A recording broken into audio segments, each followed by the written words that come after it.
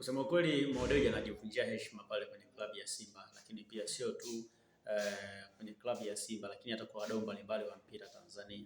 Leo Simba wameitisha press ya kuambia wanachama kwamba wataanza usajili mpya wa wanachama kwenye klabu ya Simba. Cha kushangaza ni kwamba Mo Dewji amekuja kucomment pale chini kwamba transformation imefikia wapi. Sasa unajiuliza, huyu ni mtu ambaye anatajwa kuwa mwekezaji kwenye klabu ya Simba, anakuja kucomment pale kwamba transformation imefikia wapi? Kwa sababu gani ya msingi? Hawa watu wote ni watu ambao yeye anawajua vizuri na namba zao za simu, anaweza kuwasiliana nao direct.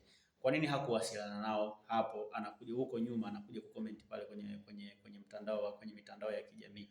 Lakini pia watu wengine wengi pale kwenye klabu ya Simba amewachagua yeye, kwa mfano wajumbe wa bodi upande wa mwekezaji amewachagua yeye. Alishindwa nini kuwauliza kama hajui mchakato wa transformation unakwendaje mpaka anakuja kucomment pale?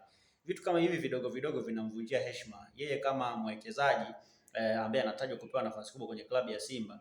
Hii vitu alipaswa kujiuliza huko nyuma ya pazia, yeye na wajumbe wake ambao wamewachagua, lakini pia na mwenyekiti wa bodi ya wakurugenzi ambaye yeye pia amemteua yeye, lakini pia na kuulizana huko kwenye vikao vyao, ila sio kuja kucomment kwenye mitandao ya kijamii. Kitendo cha yeye Mo Dewji kuja kucomment kwamba transformation imefikia wapi kwenye akaunti za mitandao ya klabu ya Simba ni kujivunjia heshima na kuionyesha jamii kwamba yale mapungufu ambayo anatajwa kuhusu yeye ni ya kweli, kitu ambacho sio sawa. Nadhani watu ambao wanamshauri inabidi wakae naye na wamueleze kuna wakati anatakiwa kujizuia. Vitu kama hivi ambavyo anavifanya havileti picha nzuri kwa nafasi yake ndani ya klabu ya Simba.